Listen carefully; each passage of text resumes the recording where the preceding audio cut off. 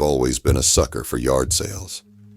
Something about rifling through other people's discarded treasures feels oddly comforting, like peeking into a snapshot of someone's life.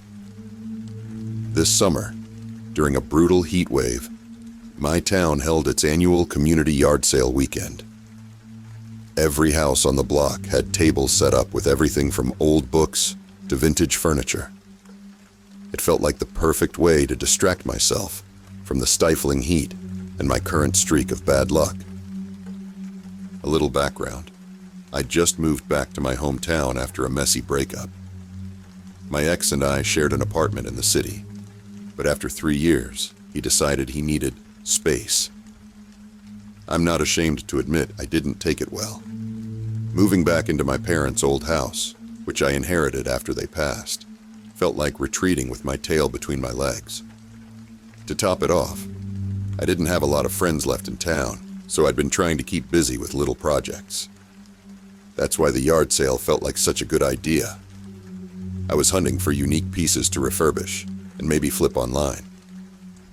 I'd been out since the morning, stopping by different sales and chatting with neighbors I barely remembered. By the time I got to the house at the end of Maple Street, the sun was blazing, and I was drenched in sweat. The yard was cluttered with mismatched tables and bins, but it wasn't the items that caught my attention. It was the man running the sale. He looked ordinary, maybe in his late 30s or early 40s, with a clean-cut appearance and a friendly smile. He had that kind of face that's easy to trust, like someone you'd see coaching Little League or manning the grill at a neighborhood barbecue. He introduced himself as Tom and immediately struck up a conversation, asking about the heat and whether I'd found anything good at the other sales. I mentioned I was looking for furniture to refurbish, and his eyes lit up. "I've got some stuff in the garage you might like," he said. "Not everything made it out here. Want to take a look?" Normally, I'd be cautious about following a stranger into their garage, but he seemed harmless. Plus, it wasn't like we were completely alone. There were other yard sale shoppers nearby. I hesitated for just a second before nodding. The garage was dim and smelled faintly of oil and sawdust. He pointed out a few pieces of furniture, a beat-up coffee table, a scratched-up vanity, and made small talk while I inspected them. At first, everything seemed fine, but then I noticed how he kept edging closer, hovering just a little too much. When I turned to leave, he blocked the doorway. "You're really into this kind of stuff, huh?" he asked, his tone too casual. "Do you live around here?" Yeah, not far," I replied, suddenly feeling trapped. "Thanks for showing me the furniture, but I should get going." He didn't move. Instead, he leaned against the doorframe and smiled like we were sharing some private joke. "You know, I've got a few other pieces back at my place," he said. "Real nice stuff. I could give you a great deal." "I'm good, thanks," I said firmly, my voice shaking a little. "Excuse me." Finally, he stepped aside, but not without giving me a look that sent a chill down my spine despite the oppressive heat. I didn't think much of it at first. Creepy guys exist everywhere, and it wasn't like he actually did anything. But then, later that evening, I saw him again. I was sitting on my front porch with a glass of iced tea, trying to catch a breeze, when I noticed a car slowly cruising down the street. It was his. He didn't stop or wave, but he stared at me as he drove by, his expression unreadable. I told myself it was just a coincidence. Maybe he lived nearby, or he'd been visiting someone in the neighborhood. But the next day I saw him again, and the day after that. Always the same car, always moving slowly, always staring. By the end of the week, I was starting to panic. I mentioned it to a neighbor, an older woman named Mrs. Caldwell, but she just shrugged. "Probably nothing," she said. "Maybe he's just shy." I wasn't convinced. I started keeping my curtains drawn and avoided going outside unless I absolutely had to. When I did, I made sure to scan the street first. But no matter how careful I was, I'd catch glimpses of him, parked at the end of the block, standing across the street, pretending to be on his phone. Once, I even found a business card tucked into my mailbox. It had his name, a phone number, and the words, "Furniture Sales," printed on it. That's when I decided to call the police. I explained the situation as clearly as I could, but the officer I spoke to didn't seem particularly concerned. "Has he threatened you or tried to get into your house?" he asked. "No, but he's following me. He knows where I live." "Unfortunately, there's not much we can do unless he's committed a crime," the officer said. "If he approaches you again, let us know." It was infuriating. Wasn't stalking a crime, but I didn't push it. Instead, I bought new locks for my doors and installed a cheap security camera above the porch. I started sleeping with a heavy flashlight next to my bed.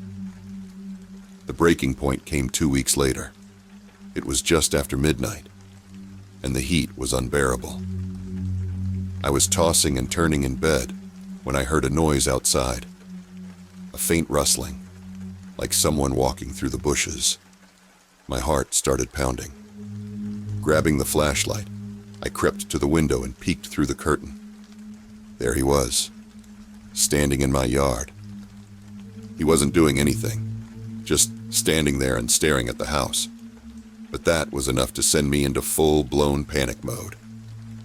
I grabbed my phone and called 911, my hands shaking so badly I could barely type the number. The dispatcher assured me that an officer was on the way, but it felt like hours before I finally saw the red and blue lights outside. By the time the police arrived, he was gone. They searched the yard and found nothing, not even footprints. One of the officers, a younger guy with a bored expression, told me it was probably just a misunderstanding.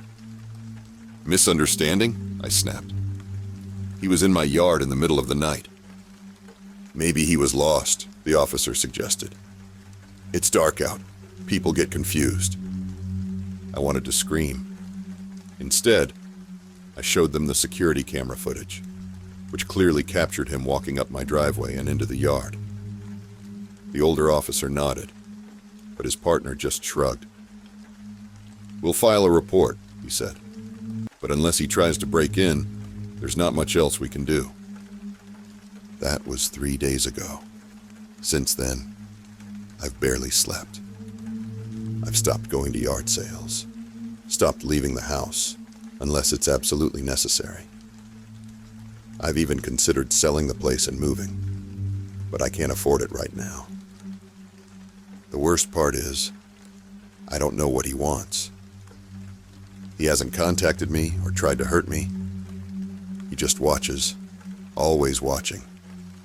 And every time I see his car, or catch a glimpse of him in the distance, I feel like I'm losing a little more of my sanity. I'm sharing this now because I don't know what else to do. If something happens to me, I want people to know it wasn't random. It was him. So if you're reading this, and you've ever had a stranger take too much of an interest in you, don't brush it off. Don't assume it's harmless. Trust your gut, because sometimes a friendly smile is just a mask for something much darker.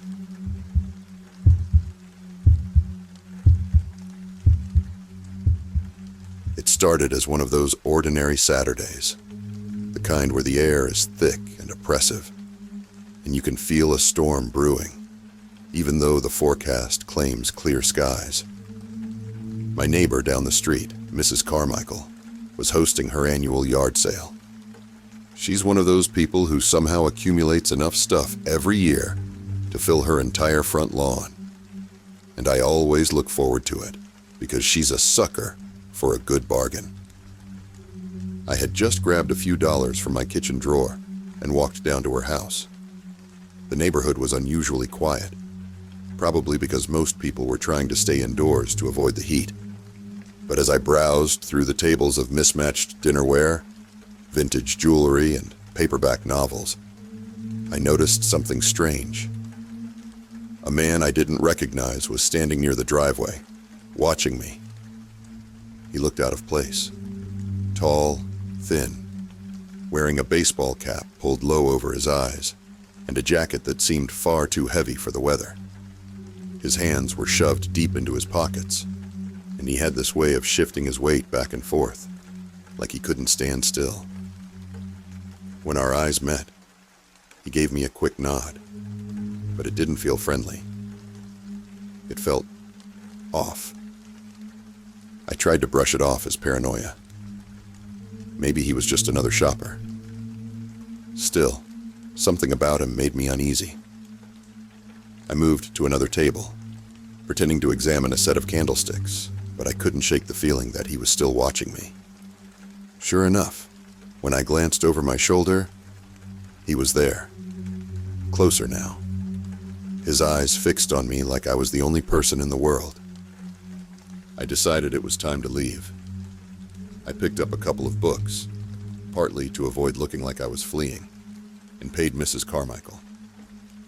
As I turned to leave, I felt a prickle on the back of my neck. The man was standing at the edge of the yard, watching me walk away.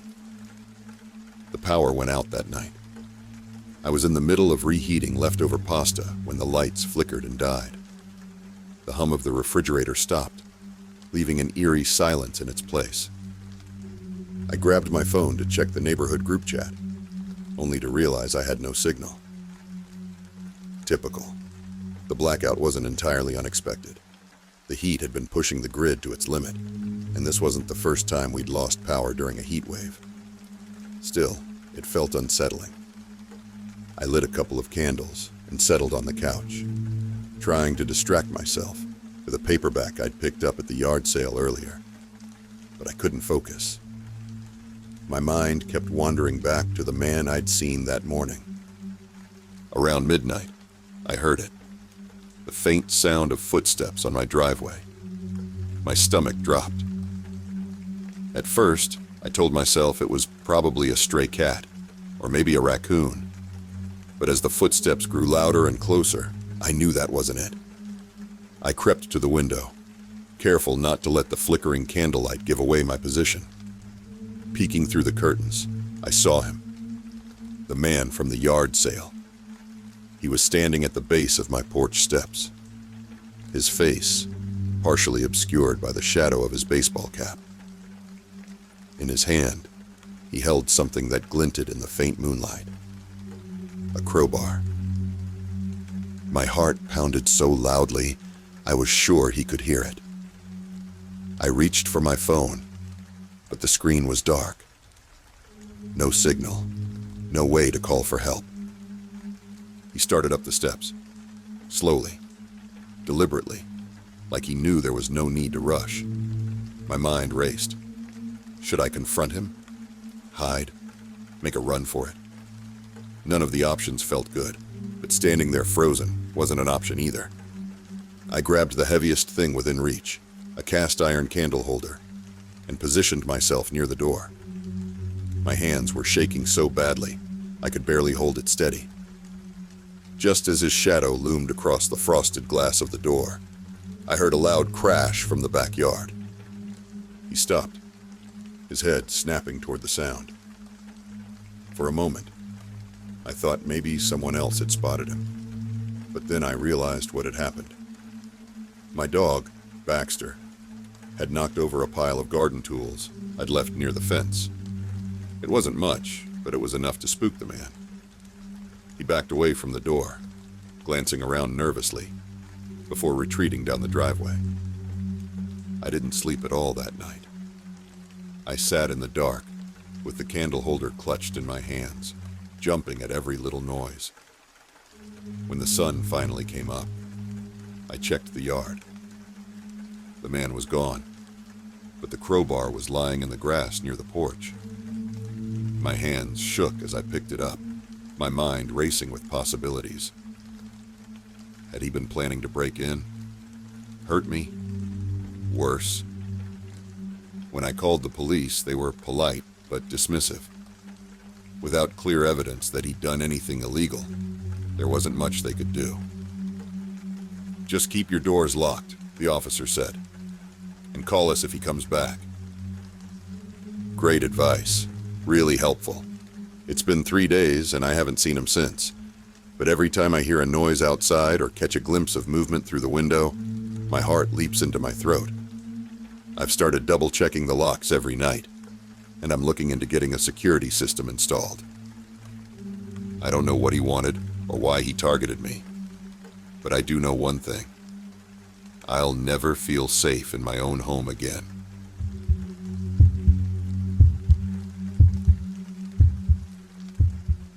Yard sales are my guilty pleasure. There's something about the thrill of finding a hidden gem among someone else's junk that always drew me in. So, when our town announced a community yard sale day, I marked my calendar. The timing was a little odd. We were in the middle of a water crisis and tensions were high.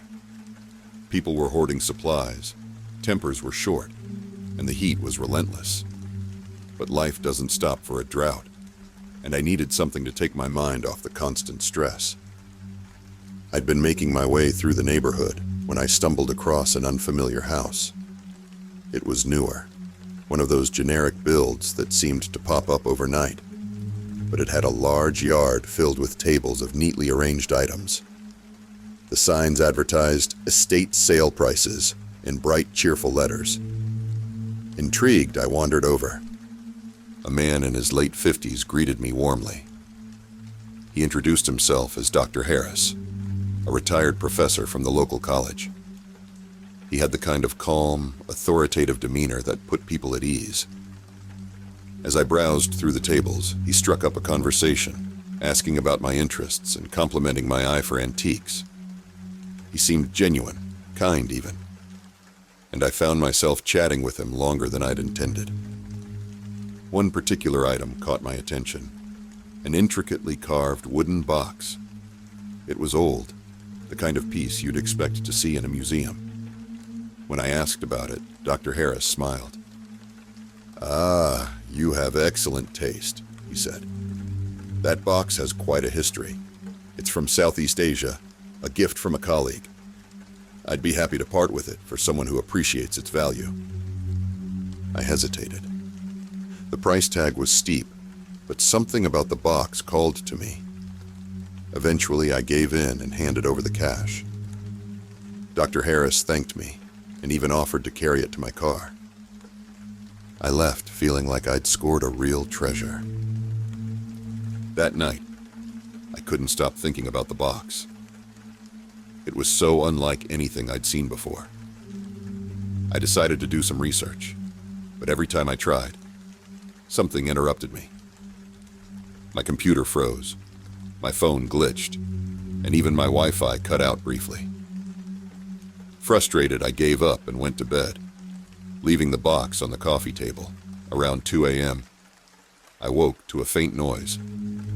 At first, I thought it was just the house settling, but then I heard it again. A soft, scraping sound, like wood being dragged across a surface.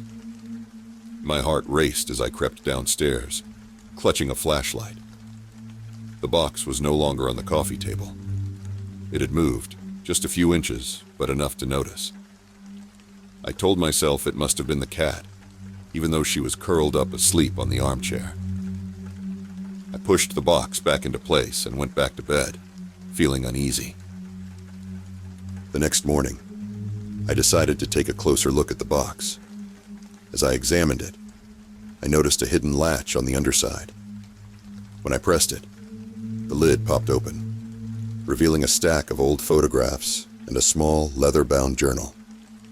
The photos were black and white, depicting people I didn't recognize, but the journal was the real find. It was filled with entries written in a neat, precise hand, describing experiments. The more I read, the more disturbed I became. The entries detailed tests on human subjects, written in clinical, detached language. The experiments involved sensory deprivation, forced isolation, and something else. The descriptions were vague, but it was clear that whoever conducted them had no regard for ethics or humanity. My first thought was that it had to be fiction, some elaborate creative writing project. But the dates on the entries were decades old, and the handwriting matched the signature on the back of the photos. Dr. Edward Harris. I felt sick. The kind, fatherly man who'd sold me the box wasn't retired. He wasn't even a professor anymore. A quick online search revealed that Dr. Harris had been dismissed from his position years ago under mysterious circumstances. There were whispers of misconduct, but nothing had ever been proven. It explained why he'd seemed so eager to talk to me, to draw me in. I decided to call the police, but as I reached for my phone, it buzzed with a message. It was from a number I didn't recognize. Leave it alone. My blood ran cold. Before I could respond, another message appeared. Some things are better left buried. Against my better judgment, I decided to confront him. I drove back to the house where the yard sale had been, only to find it completely empty. No tables, no signs, no trace of Dr. Harris. The house itself looked abandoned, with boarded-up windows and an overgrown lawn. It didn't make sense. I'd been there less than 24 hours ago. I asked a neighbor about the house, and her face paled. No one's lived there for years, she said. Not since the incident. When I pressed her for details, she just shook her head and hurried inside. That was 2 weeks ago. The box is still in my house, but I've sealed it in a storage container and shoved it into the garage. I've had nightmares every night since, always about the same thing. A shadowy figure standing at the foot of my bed, whispering that I've made a terrible mistake. I don't know what to do. Part of me wants to burn the box, but another part of me is terrified of what might happen if I do. Dr. Harris, or whoever he is, hasn't contacted me again, but I can't shake the feeling that this isn't over. I feel like I'm being watched, like I've stepped into something far bigger than I understand. If you ever come across something that feels too good to be true, trust your instincts. Some treasures are better left undiscovered.